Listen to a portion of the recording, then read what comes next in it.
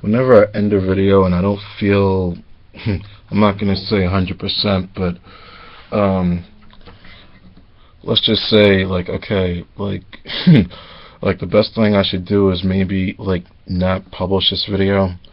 Um, just going back to what I used to do. Um, like I got a couple of videos probably going back to like 2013, but the one solution I would have with that would be to make another one.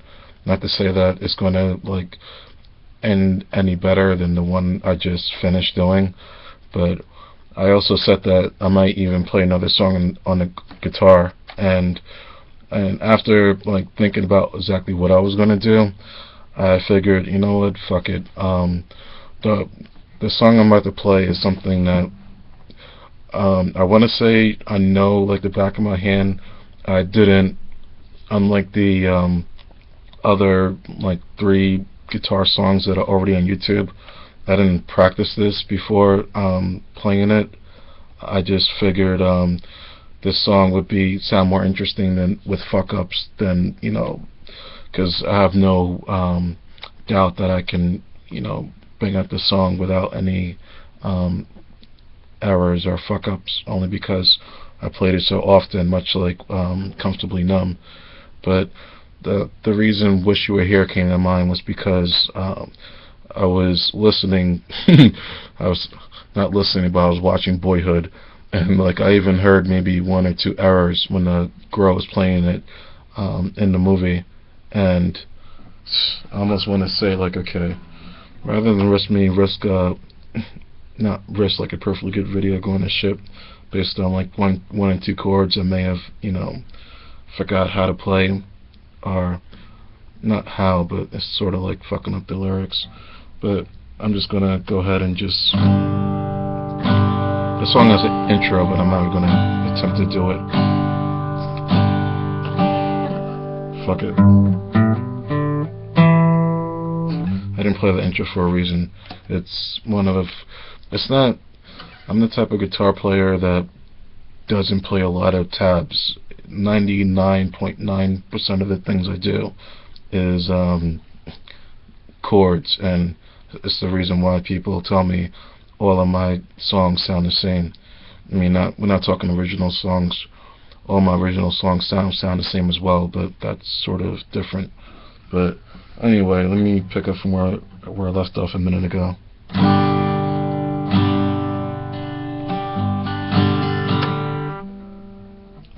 I can't believe I'm struggling to play a C chord. So you think you can tell heaven from hell, blue skies from pain? Can you tell a green field from the cold steel rail? Smile from a frail. So you think you can tell that they get you to change your heroes for ghosts, hot ashes for trees, hot air for the cool breeze, cold comfort for change. See, I knew I was gonna fuck up on one of those chords, but yeah.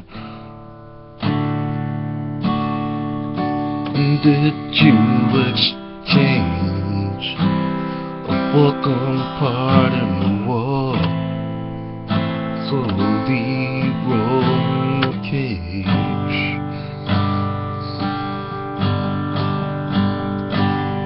Unlike my last video, I'm probably gonna end this one with the chorus to that song. I mean, I only say end it because it's one of those things where I just, off the top of my head, remember something that my teacher told me in high school. He was a professional musician playing in the salsa circuit. Basically, even if, like, when you're performing, whether it's a song or it applies to many other mediums, such as like movies.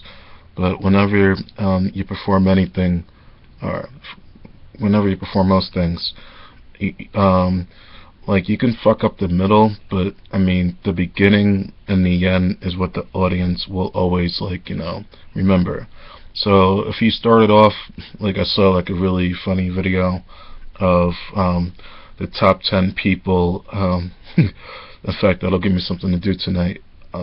The top 10 people who screwed up the Star Spangled Banner at sporting events. The video itself is one of those videos where, like, that video didn't had a preview of, like, the top 10s, but it kind of started like okay, but gradually it kind of build up momentum towards, like, the number one person to fuck up on a Star Spangled Banner. And that number one person actually was this one woman. I believe it was in Canada. It was a hockey event, and she forgot the lyrics. And there were other people on that list who forgot the lyrics to the song, but she didn't go back once, but twice to, like, look at the lyrics to the song. And by the second time she came out, she even had, like, the lyrics, like, in her hand to the Star Spangled Banner. But by that time, everyone was just booing her. And if you thought it didn't get any better, when she got on the ice, she just slipped, and it was just like, the perfect ending to, like, okay, like, any sort of, like, fucked up, any sort of other fuck up to the Star Spangled Banner would have to be scripted, because this is something. I just thought of another scripted event where Will Ferrell actually was filming for his new movie, and he was trying to make a half-court shot, and instead of going anywhere near the basket, he pegged one of the cheerleaders, and the security guards were carrying him off, and people were booing. And yeah, I know the last video I stopped. I really got to go back and see exactly how long you can make a video. Initially I thought it was 10, and then I saw videos that were 15 minutes long, and then when I saw that what I was making was getting close to 20 minutes, I was like, you know what, I'm not.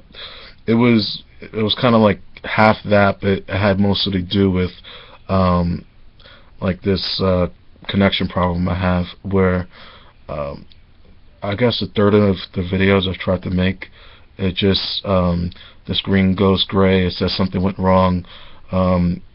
There's attempts to reconnect. There's one video that actually went on YouTube despite not, like, hitting publish on the next screen. And there was another time where I hit canceled. But in any case, I don't want to make videos long to the point where if I, like, think in my head, okay, this is one of my better videos, or face it performances, I don't know which is going to, like, seek any improvement. But the irony, I'm kind of going off on a tangent for a second. I've gone to, like, different sort of, like, places and met different people, and how can I compare this? Like, people tell me all the time I look like ODB and Wyclef Jean, and the same way I hear that from, like, even in the Dominican Republic, once I heard that, but the same way I hear that from different people in different places, I always hear the fact that I have a radio voice, and I've personally never came to that conclusion.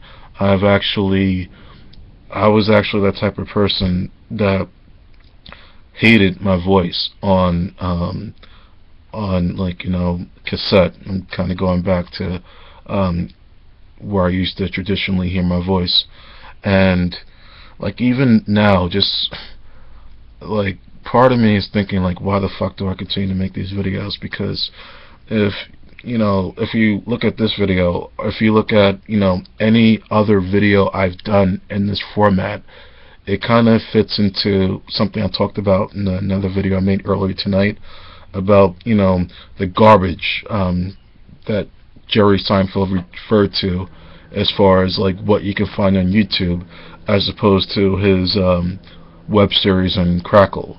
And I'm not going to deny, another guy I brought up, Adam Buckley, has a video series on YouTube. Um, I guess what I'm trying to say is this: I'm not trying to be. Oh, just going back to Adam Buckley. Maybe I'll even tag him in this video.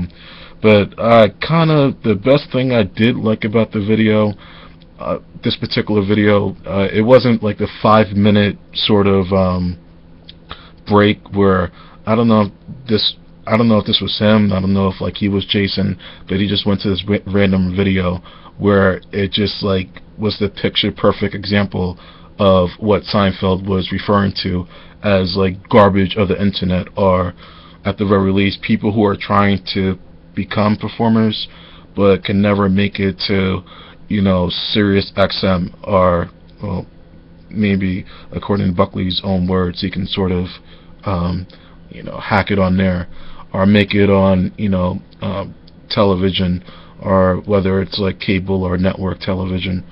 But what I'm trying to say is, at some point, do I want to try to take this love of blogging to the next step where I can make money from it? It would be nice to like say, okay, I just don't have to go to Fantasy Fest or Mardi Gras or any other type of event of that sort of nature, where I'm going to film like titties, and I'm going to film ass, and I'm going to post on my YouTube, and it's going to get responses, it's going to get hits, it's going to get what people want to see. I just thought of another thing he said, but as far as like if that's what you want to see, then maybe like this is the wrong tube for you to be watching. I know sometimes there's like filters where people can go on XTube, or I think Pornhub, and I'm not going to mention any other site that I go to personally, but just to say that I'm at that point right now where like I'm trying to be someone who's gonna like take in any like money to live on based on my YouTube revenue. All I can say is like maybe somewhere down the line, like I can take maybe when I hate to say when I'm in my 40s, but maybe I can sort of like be to the point where I got a check for $200 from Google, and I know most of that was from a website that had to deal with a time in my life where I used to go to events and take pictures and videos of female bodybuilders, and the following of people who like to look at that stuff. Let's just say there's a mystery why I may have gotten $200 worth of revenue. I don't know the breakdown of like if that just made up 99.9% of that check, but I guess what I'm trying to say is a goal of mine might be to, I'm not really, not to say that I'm not going to go to any other female bodybuilding event in the future, or to be quite honest, there was something I went to in Brooklyn shortly after I got home from Florida, which involved like it started off with like dudes taking off their clothes, and at the point where I was almost ready to leave, then women's, there were two performers in particular, started taking off their clothes, and I managed to get a lot of pictures that not to say I was like proud of, not something to post on my Facebook, but anyway, that's not how I want to get like checks from Google or any other sort of internet revenue stream. I'm at a point right now where it's like, okay, if I happen to be in New York and there's going to be some sort of parade, then shit, I'll take pictures, and if they want to like expose that, or that's sort of how I looked at it. Not that it's right, but I mean, part of me feels like, okay, if you like come out the door looking a certain way, you can't be surprised to get, that sort of attention. I mean, there is a line where um, there was actually something I looked at on Inside Edition, and they were talking about Comic-Con, particularly in New York, and I had to deal with women dressing up as their, favorite characters from, comic books, anime, whatever, and men, I myself been guilty of this. It's not something I'm proud of doing. It's something I'll be completely honest, to an extent that I still need to work on, or just sort of like catch myself where there was people like making inappropriate comments to these women at Comic-Con. And I remember, like, as far as like the guys touching the dudes, the first thing I want to say is, like, the main reason why I stopped going to the Arnold Sports Festival was because it wasn't an official after party, but it was like the official like hotel like hosting where the athletes would stay, and they had, it's basically the biggest hotel in Columbus, Ohio that I know of, and somebody offered me a couple of drinks, and he was paying for it, and basically things kind of got out of control to the point where, like, I mean, there was a couple of stories that people came back with, but one I sort of remember was, I knew I fucked up right away, when I gave someone, like, I started giving someone a hug, and then it became like somewhat inappropriate, and it's yeah, that was like that one time where, not to say I haven't done that like since, where it was something that started off on Mardi Gras. It kind of tied into giving somebody beads, and it's just it wasn't, yeah, that, I mean, that was the one reason why I sort of stopped going to that particular show. I told myself, okay, maybe I need to, like, back up a little bit. I mean, there were other sort of like, the other reason why I stopped going to those shows was, after a while, it's just, I vividly remember the first show I went to in Atlantic City, and then I paid almost $1,000 for me and my brother to fly out to Las Vegas to the Joe Guido Olympia weekend, and I mean, it was cool. It was cool going to the Arnold for the first time, but what I'm trying to say is, like, the female bodybuilding, it's like a very small community. To this guy Trace Gotti was saying, like, yeah, your actions were reported.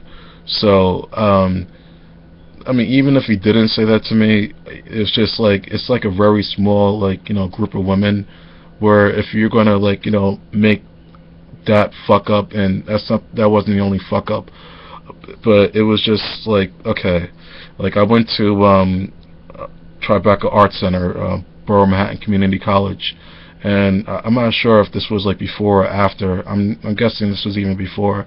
I asked this girl if I could take a picture, and she just said no. And this wasn't the first time. It's sort of, I'm just like saying that to say, like, basically, you know what, I'm gonna stop this video right now, and I'm gonna start another video, and it's just gonna, because I touched upon something that I want to talk about in like detail, as opposed to saying, okay, this video is like 9 minutes and 22 seconds. But and with that video, I'll wrap it up. I may even just start from the beginning, since I fucked up that "Wish You Were Here." So I'm gonna go ahead and get started with that now.